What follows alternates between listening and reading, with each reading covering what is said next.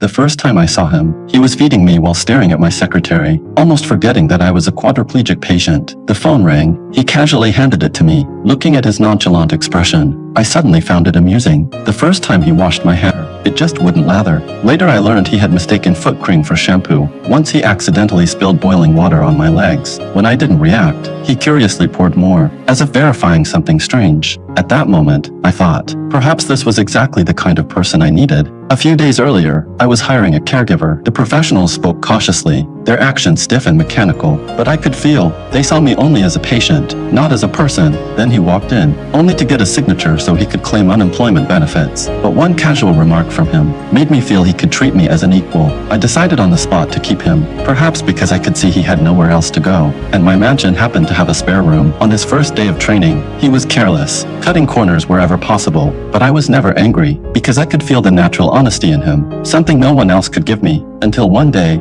I had an attack. He panicked while taking care of me. It was the first time I saw him truly focus on something. When the probation period ended, he stayed by my side, and I gradually got used to having someone to talk to. I had a pen pal. We had never met, only exchanged occasional letters. He said he would help me find her and arrange a phone call, but I was afraid I might scare her away. He helped me choose a decent photo, and I secretly replaced it with a picture of my healthy self. We were like friends, like brothers, like two children teasing each other. On my birthday, he lit up the whole atmosphere. I received a letter from my pen pal. She said she wanted to come to Paris to see me, but I chose to run away. Later, we traveled together, went skydiving, had snowball fights, got massages. He made me feel a freedom I hadn't felt in years, and I laughed like a child, until one day, his brother got into trouble, and he had to quit and go home.